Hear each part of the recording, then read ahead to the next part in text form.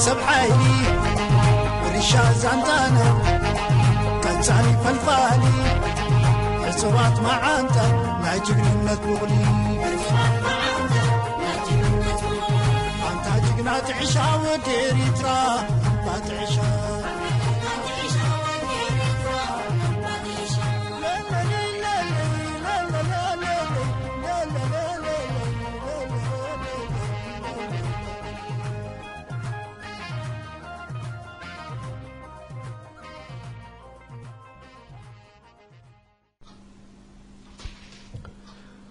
مدب حقن بقعدن كاب سدت قصري عصب سشدشتي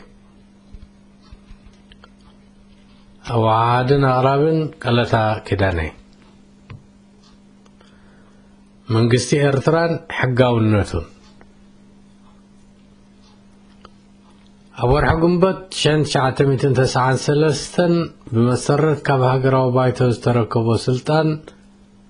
ናይ ምስግጋር ሓላፍነት ክሳብ ናብ ቅዋማዊ መንግስቲ ምስግጋር ዝግበር ነቲ ሽዑ ዝቆመ ግዚያዊ መንግስቲ ኤርትራ ተጋዳላይ ኢሳያስ አፈወርቂ ዋና ጸሓፊ ህዝባዊ ግንባር ሓርነት ኤርትራ ግዚያዊ ፕሬዚደንት ኮይኑ ክመርሖ ተመዚዙ ነቲ ጉዳይ ምምራጽ ፕሬዚደንት ቀዳማይ ሕማሙ ገይሩ ኣብ ኣዳራሽ ሃገራዊ ቤተ መዘክር ኤርትራ ዝካየደ ፈላማ ኣኼባ ሃገራዊ ባይቶ ብስቱር ኣብ ዝተካየደ ምርጫ ከዓ ካብ 104 ድምጽታት 99 ድምጽ ብምርካብ ግዚያዊ ፕሬዚደንት ሃገር ኤርትራ ኮይኑ ዝተመርጸ እዚ ውጽኢት ምርጫ እዚ ኣብ ዝተኣወጀሉ ዕለት ፕሬዚደንት ኢሳያስ ንዘስምዖ መደረ ኣብ ሎሚ ኮንካ ክትሰምዖ ከለኻ ግን ምዚ ናይ ሕጂ ቅዋማዊ ስርዓት ዘለዎ ሃገር ከይትምስረትን ንዑ ዝትክእ ሰብ ከይርከብን ዝገብሮ ዘለዎ ምኽንያታት ምዝኽኻር ኣዝዩ ኣገዳሲ እዩ تشعو زهبا مغلصي نطقس مصاي عدل هاجرنا زتامامن من تخون حق خمز نقص مغبار قواماو منغستي ممسرات لديمقراسين ديمقراسياو تكالاتن وحسنة سلزغوني لعلزغونة خالق قداي ان سرحالو حتيو عاب حداسن ناصان هاجر قواماو منغستي ممسرات كومو دما ديمقراسي مرغغاص بعبز الله خفصم سلازي قال አዋጅ ቁጥር 37 ግዚያው መንግስቲ ኤርትራ ከምዝ ተረጋገጸ መሰጋገሪ እዋን ክህሉ ተወሲኑሉ ክብል መደረ ሂቡ ነይሩ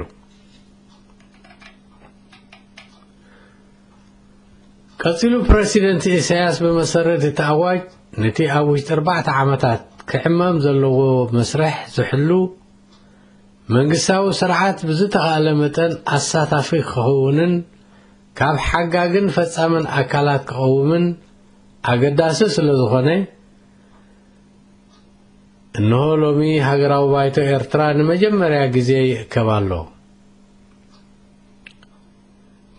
ከም ጊዜያዊ ዋና ፕሬዚደንት መንግስቲ ኤርትራ ኸ ነቲ ዝመጽእ ናይ መሰጋገሪ እዋን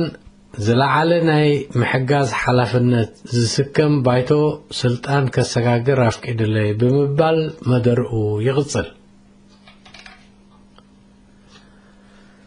زبل علي سمعكم ويزنبكم قال بريسيدنت إساس عبد الروق عاوي مواج ناصرነት إرترا كاب زسمعوا مدري لوبي دحري 26 عامات بريسيدنت إساس بزعبا قوام كونه متكبار هاجراو مريچا نزقربلو حتو زهبو ملسجن بأنصارو مخانو نتي أب كلتشحن 11 زغبرو قال محتت دقيم كامو كاسن مغنزابن يدلي بزي هاجراو مريچان بهزب استمرت هاجراو بايتون حزب مراحيو من كخون كم زدلي بخمي كفلت التواهيلو مستحاتته بخمز سعب مليسوا نعاي بخنتراز قصر نسب يلن بدوموز اسرح نسبون يا باللين إذا حدش حجيز متصل له رئيس زي كونه 10 عامات تايكونن ملو هوتي سرحين أقلقلاني ناي إرترا هونتات انتاي يمثلن ناي ديمقراسي ناي حبر سلفي ناي مريجاتات زبهال إذن رؤية زلنا تواسطات دراماتات ناي عالم كمو خنقبر عندلن بوليتيكا انتايو مقابري ايو مينيسيو اتعلما ناي حزبي ما نبابرو ناي حزبي هوت عينت هوت حزبي مغيار مالتيو تكال زخونة أسرارحا زخونة سرعات نقصاوي يخون أميراوي يخون ريبابليكاوي يخون ديمقراسياوي يخون زتفعل عليه خالصم يوهبو نابتي تدليو خطبت صح ما انتي مقلقلي يخبل ايو ملسي بلو أموخي أبزد حالفي 26 عامتات ديمقراسيان مخبار سبعاو مسالاتن سي يترف نابرا حزبنا خي تمحايشدو إلكا حتو ملعالو زي ترفيو كلنا خم نفلتو حسم نابرا حزب إرترا أب تاريخ ترعيو بزي فلت مقدي أنقول كيلو يركب بريسيدنت إساس بعسرا ميازيا شحن 993 مسناي وصاي ጋዜጠኛታት ኣብ ዘካዶ ቃለ መሕትት ለፖለቲካው ህንጸት ኤርትራ ብዝምልከት ከምዝ ዝስዕብ ኢሉ ነይሩ ህዝባዊ ግንባር ኣብዚ ሃገርዚ ዲሞክራሲ ንኸስፍን ባይታ ኣብ ምምድማድን نحبر سلفاو سرعات زمتشي هواهو أم مفتارن حقاز ترى كتصاوتيو إزي كندمنتاي قزي يوسد ويبخمي يتكبر زبل حتو تكنيكاو ودايو نزبولو روسيعو عب إسران كلتن قنبت كلتشحن شمونتن نتلفزيون الجزيرة عب كلتشحن حدن ككاية تحاسيبو زنبر من رجاء تتكبرن معاشي بإرترا من رجعتات ككاية تباهيلو مستحاتتين 3-4 عامتات كنصبه نخيل نخون من الباتون لعليو بمبال دحرلو مخي تحتنو زعينتو مغبص ملسخه بيتسمعيو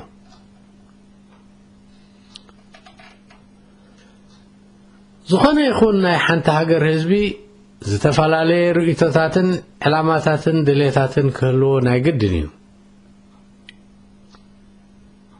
دليت حزب اختبل كله خامبار نايت زبز حقوق ري مالتيو اما تزبز حزب ارترا زدليون نتي منغست زحتون زلو يا اخلك وردلنا عين دلي كانديو ويسي قواماون مريچان منغستاو اسرارحان فتحن يدلينا اللويو بريتنا كل قوا زدلن كغبر زغبون انتخوني تزبز حزب زدلين زتقلبون زلو حقن سرعاتن كهلو بفتحن بخبرتن كنبر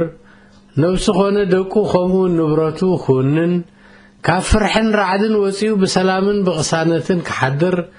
عاب زدليو سرحيو نقيدون نبرتو خونه گنزبو خم زدليو خم حدر كخيليو بأنصارو ግን እቲ ፖሊሲ መንግስቲ ኤርትራ ህዝብን ድሕርቀሲኑን ደቂሱ ሓዲሩን መንግስቲ ሰላምን ቅሳነትን ኣይክህብን እዩ ካብ ዝብል ዝብገስ ኮይኑ ቀንዲ ዕላምኡ ህዝቢ ከይቀስንን ከይድቅስን ምክልባቱ ምዃኑ ካብ ኣሰራርሑኡ ንምርዳእ ስለ ዝከኣል ሕቶ ኾነ መግለፂ ዘድልዮ ኣይኮነን ህዝቢ ኤርትራ ናብራ ስለ ዝሓሰሞን ፍትሒ ስለ ዝሰኣነን ዝሓለፈ 26 ዓመታት ዝበዝሕ ብተስፋን ብጽባሕ መንግስትና ክመሓይሽን ክሓልፈልናን እዩ ምባልን እዩ ሓሊፍዎን ዝሓልፎ ዘሎን ገለገለ ኣቐዲሞም ዝፈለጥዎን ዝገምገምዎን ደቂ ሃገር ግን እዚ መሪሕነት እዚ ከይዱ ከምዚ ዘለዎ ዕሉል ዓማፅን ገባትን ከም ዝኸውን ብምርዳእ ካብ እዋን ብረታዊ ቃልሲ ጀሚሮም እዮም ክቃወምዎ ወይ ክእርምዎ ፈቲኖም ንርእሶም ዳጠፊኦምን ሓቂቆምን እምበር እቲ ዝበዝሕ ድሓን ንጸበየ ኣቐዲምና ነቲ ባዕዳዊ መግዛእቲ ነልግስ ዝብል ስለ ዝዓብለለ ግን ክዕወቱ ይከኣሉን ኣብዚ ዝሓለፈ ናይ ወርሒ ጥሪ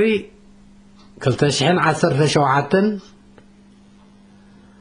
ፕሬዚደንት ኢሳያስ ዝሃቦ ቃለ መሕትት ኣብ ውሽጥን ኣብ ወፃእን ዝርከብ ህዝቢ ኤርትራ ከም ወትሩ ተኸታቲልዎን ሕውስዋስ ስምዒት ፈጢሩሉን እዩ ገሊኡ ንለውጥን ብሩህ ተስፋን ዝኣንፈተ ሓድሽ ነገር እንተሰምዐ ብምባል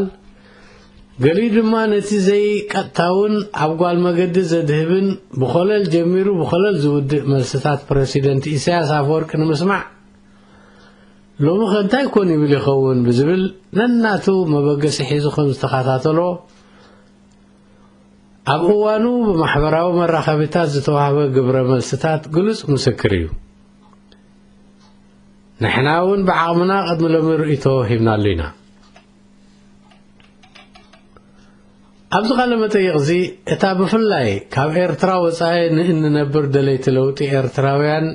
ዘቃለብናላ ሕቶ ፕሬዚደንት ኢሳያስ ግን ኣብዚ ሓድሽ ዓመት ክግበር ተሓሲቡ ዘሎ ለውጥን መደባትን እንተሎ ትብል እያ ዋላ እኳ እቲ ንኽሓትዎ ነቶም ጋዜጠኛታት ተጻሒፉ ዝተዋህቦም ሕቶታት ህዝቢ ንምህውታት ባዕሉ ዘበገሶ ምዃኑ ዝግመት እንተኾነ ጭቡጥን ንሱ ንባዕሉ ዝኣምነሉን ለውጢ ክግበር መደብ ስለ ዘይብሉ ግን ኣብ መልሱ ብዙሕ ክሽገር ተራእየ እዩ ብውልቂ ኾነ ብእኩብ ብግሁድ ኮነ ብስቱር ነቲ ሰራርሓን ኣካይዳን መንግስቲ ዘይንሰማማዓሉ ደቂ ሃገር ጥራሕ ዘይኮነ ዳርጋ ብምሉኡ ህዝቢ ኤርትራ እንተኾነ እውን ንሃገርን ህዝብን ሰላም ዘምጽእ ንሓድነትን ሓይሊ ሃገርናን ቁጠባናን ዘተባብዕ ሓደ መራሒ ክህቦ ዝግባእ መልሲ ክረክብ ዝተጸበየ ግን ኣዝዩ ውሕድ ክኸውን ከም ዝኽእል ዘጠራጥር ኣይኮነን ብፍላይ እቲ ውሽጢ ሃገር ዘሎ ሰፊሕ ህዝቢ ኤርትራ ንቃለ መሕትት ፕሬዚደንት ኢሳያስ ትርጉም ሂቡ ካብ ዘይከታተሎ ዓሰርተታት ዓመታት ኮይኑሎ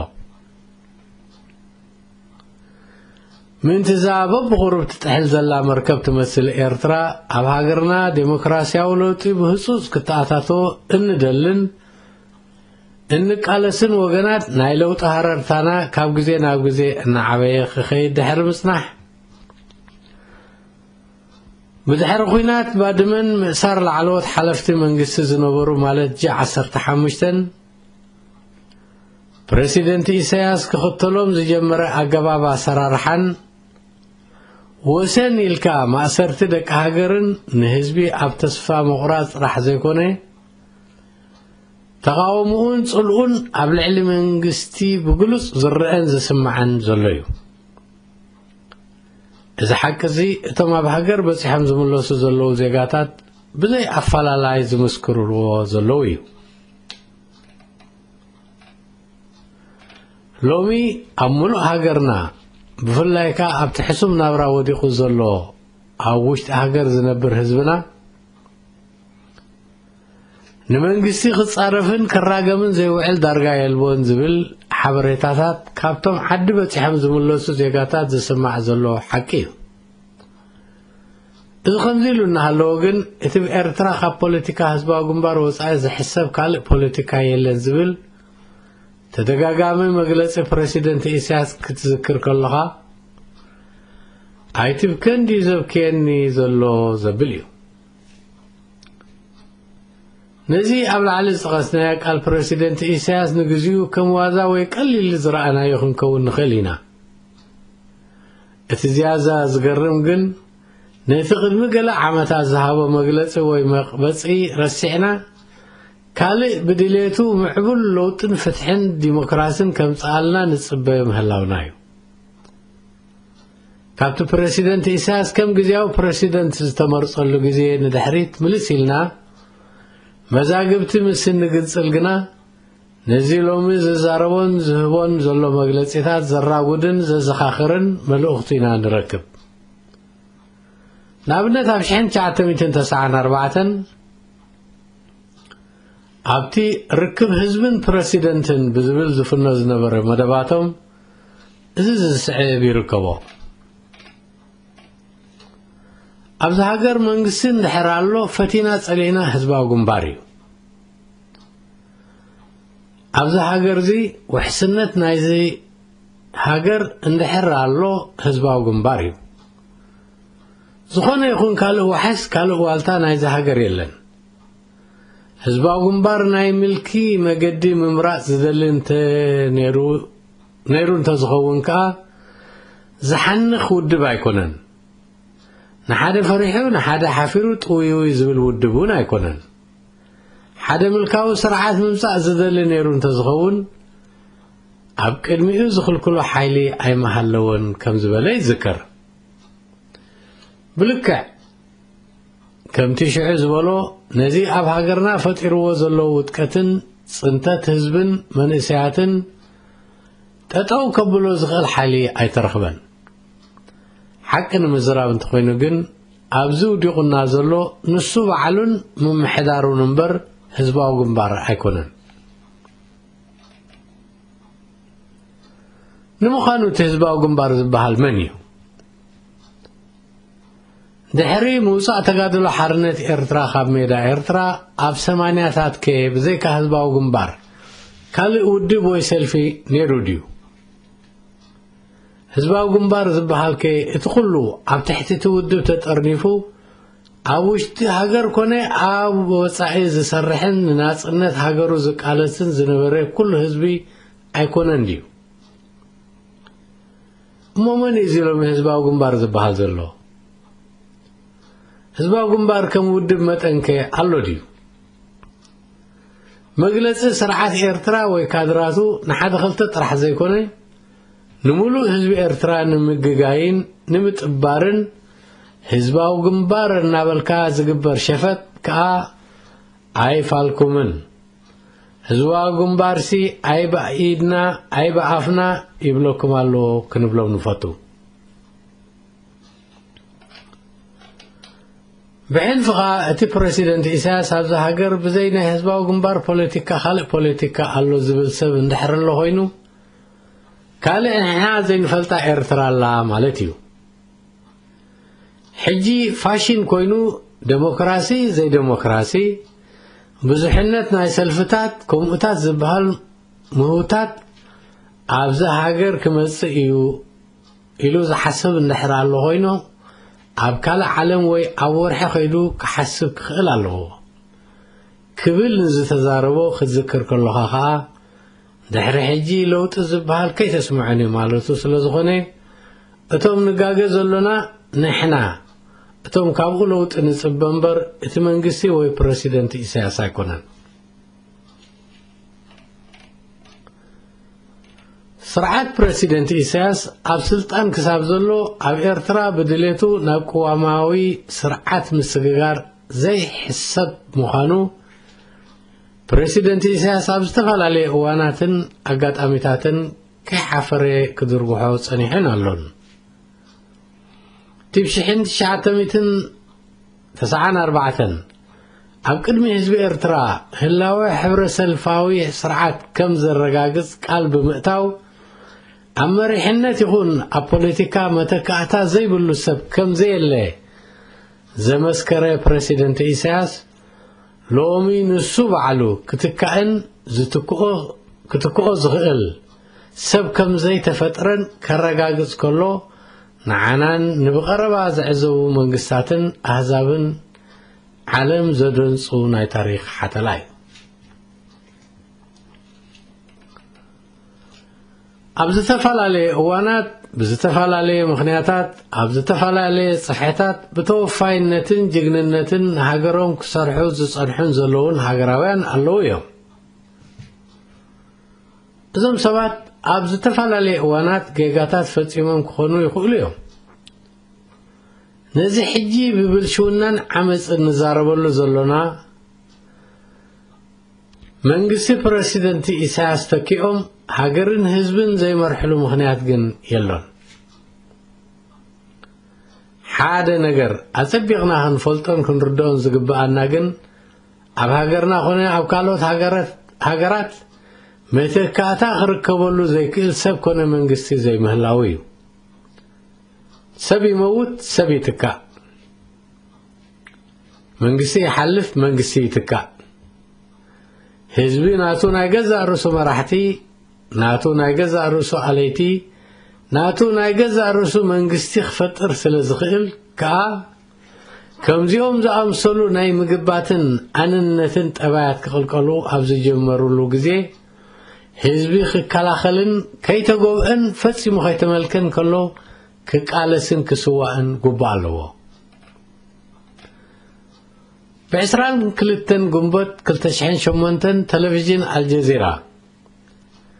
ኣብ 2001 ክካየድ ተሓሲቡ ዝነበረ ምርጫ ኣይተተግበረን መዓስ ኣብ ኤርትራ ምርጫ ክካየድ ተባሂሉ ንዝቐረበሉ ሕቶ ክምልስ ከሎ 34 ዓመታት ክንጽበ ንኽእል ንኸውን ምናልባት እውን ልዕሊኡ ብምባል ድሕር ሎሚ ናይ ስልጣናይ ዕድመ ዝምልከት ከይተሓትኑ ዘስምዕ መቕበጺ መልሲ ሂቡ እዩ ከምቲ ዝወለደን ዝዘርአን ኣይቀብፅን እዩ ዝበሃል ጥራሕ ዘይኮነ ካልእ ምርጫ እውን ስለ ዘይረኸበስ ህዝቢ ኤርትራ ግን ዋላ ብድሕሪ ዝቕበፁ ዝብል መግለፂ እውን ቁሊሕ ምባል ኣይገደፈን ኣብዛ ዓለም ብዛዕባ ኣድላይነት ምርግጋጽ ፍትሕን ዴሞክራስን ክዝረብ ከሎ ኣብ ክንድነቶም ንመትከላት ፍትሕን ዴሞክራስን ብግብሪ ዝትርጉምዎ ሙስሉይ መንጠሊና ዴሞክራሲ ለቢሶም ብኣፎም ጥራሕ ዝዝምርዎ እውን መሊኦም እዮም በዚ ምኽንያት ከኣዮም ኣብዛ ዓለም ዝተመርፁ መራሕቲ ኤሌክትድ ሊደርስ ጥራሕ ዘይኮኑ ዝተመርፁ መለኽቲ ኤሌክትድ ዲክቴተርስ እውን ዘለዉ ፕሬሲደንት ኢሳያስ ግን ንኽልቲኡ ኣይደልዮን እዩ ከምቶም ሰብኣዊ መሰል ዜጋታቶም ኣኽቢሮም ብቐዋማዊ ስርዓት ሃገራ ዘመሓድሩ መራሕቲ ክኸውን ኣይደልን እዩ ከምቶም ብጉልባብ ቀዋማውን ሕብረሰልፋውን ስርዓት ምልኪ ሓደ ሰልፊ ካብኡ ናብኡ ድማ ምልኪ ሓደ ሰብ አንጊሶም ዝነብሩ መራሕቲ ክኸውን ዝመረፀ ሰብ ክነሱ ብቓላቱ ግን ንዕኡ እውን ኣይኣምነሉን ኣይቅበሎን እዩ ከምኡ ምግባር ትርጉም ዘይብሉ ሃልኪ ህዝባዊ ርክባት እዩ ዝብሎ ነዚ ብዝምልከት ኣብ 2011 በአገልግሎት ቴሌቪዥን ኤርትራ ንዝቀረበሉ ይትረፍ ሓደ ጊዜ 10 ጊዜ እውን ሃገራዊ ምርጫ እንተዘካየድ ንህዝባዊ ግንባር ዝስዕር ሰልፊ ከም ዘየለ ተጻባእቱን አረጋጊጾም ዝፈልጥዎ እዩ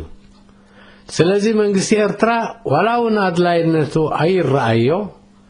ነቶም ንኤርትራ ንምውንጃል ከም ምስምስ ዝጥቀሙሉ ዕድል ንምኽላእ ምርጫታት ዘይካየድ ዝብርኢቶ ኣሎ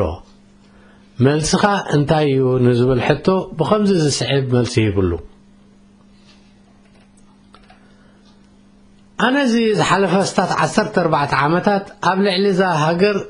ዝተኣወጀ ኩናት ብዝተፈላለየ መልክዓት ኣብ ናይ ኩናት ኩነታት ኢና ዘለና أنا إذا قدرت مرجعات دو كمز زبال نحنا مادي علاقات عامة وي public relations وي كا أب مادي ناي كالوت كناتو كزارولون عدليني خبل ترجم زي بلو منسي بمهابي حليفوه كمان هاجرات كرنا أفريقيا مصدرجا كلهم منجستات قرباب تهاجرات أبغيتش زاتو منجستي إرترا زغطلو ناي وصاي بوليسي كابتي أو وشتاوي بوليتيكو زغطلو أكايدا إيو زمنشو مغنياتو نهزبو أمون زي كونن نتقلبات هزبو بقونسن بمأسرتن محنقتن زملسن سرعات كينوتي نسو زقوطات أرودوب مزلو سرعاتات سلاماو زمدناتات كهلو تثبيت أيقبرني بوشتاو بحرياتو أزيو تحاسيس لزلوها ناي قدام زمدناتاتو كندمنتاي تنصلون كونينين كمزا سعابلو زي ردو يكونن برقز تنصلو خمزا قاطمو ايكوحدونيو انتاي دا اتي تنصلو بسنكي تتصابو أمريكان سعابتا نمبر بناتو شقر زمتصا خونو زمتصا خمزا يكوني ايو خردز زسعر إذا قلو قن بزي كان نفسهم عشاون هاجرون هزبون لكيمو موداغن تزي كوينو كساب لو ميزم صالو عوات يلن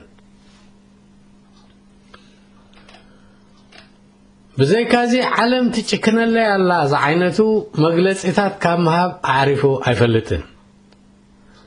سلازي دما نتي أولي عليوز توسنة إقاداتات كنا حيكونن بمبال كل عاللو بمجد وكيلاتو أو عالماوي مدرخات بتدقاقامي كما قوت يسمع كوينو قنا نقزعات حقي زي مئزة السرعات بقانك حقي نفسخ كلاخل أي محرولوني نزا حق زي خرداء سلا زي دليخا ايو بتي عقات إموزلو تنصلون كنانين عام كندي خلتا قزي حاسبو نفسو زقرم لمبو اندغنا عتريرو زمص انت مصي كام مسمري وي كفلكت كبل زسمع امو خبزيل كان كسامع عسيو مسانا مستوم ناتكم يزبلنا زلو حزبي ارترا انت زعرقن سلام انت زغبرن مستنا قدام عالمون بسلام زنابرو طبابا مسانن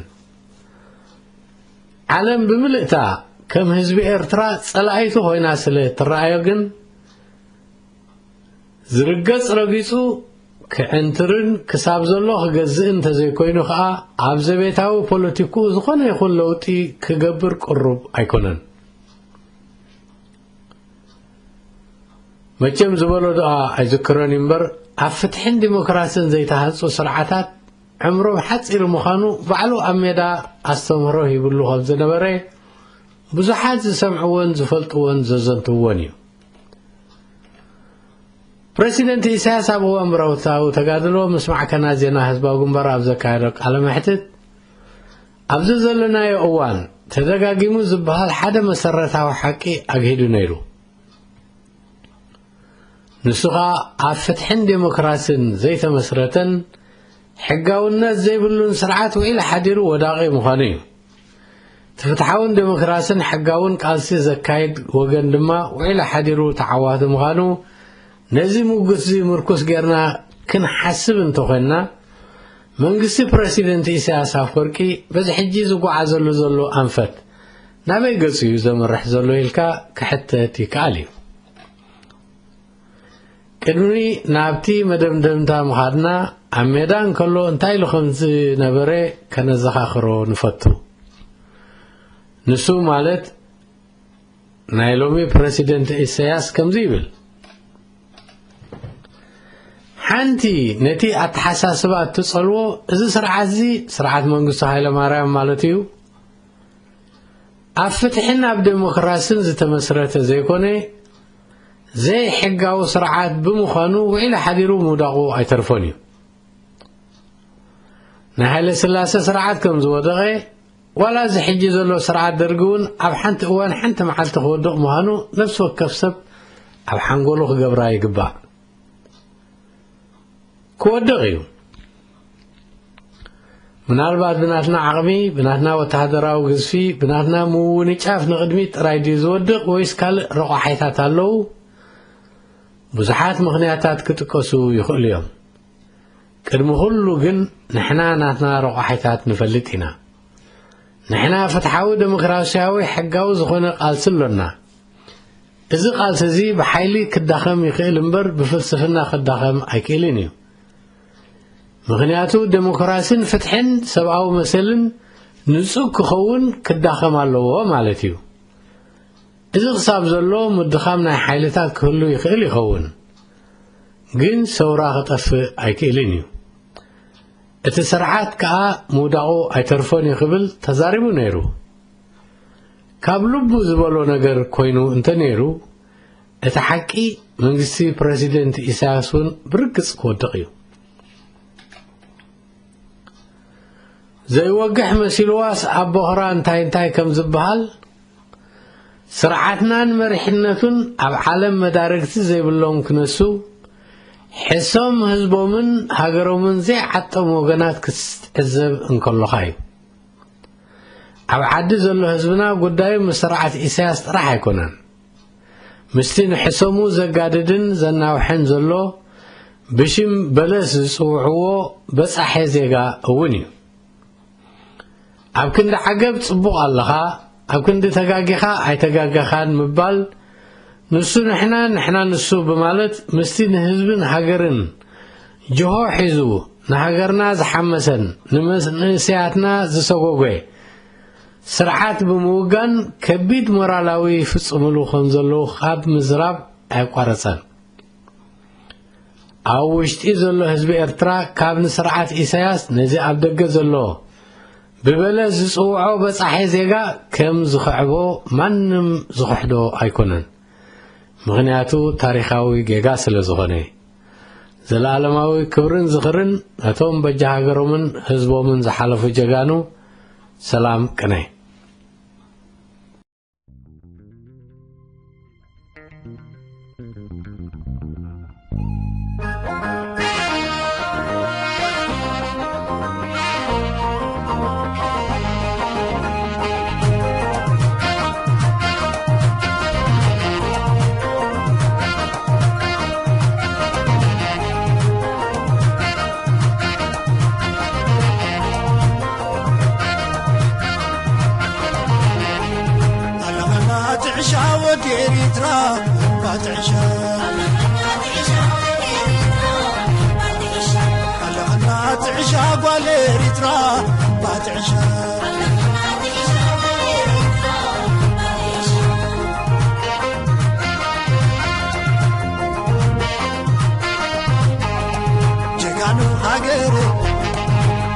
سبحاني ريشا زانتانا كتاني فالفاني عصرات معانتا ما جبنا بغلي انت جبنا تعيشا وديري ترى ما تعيشا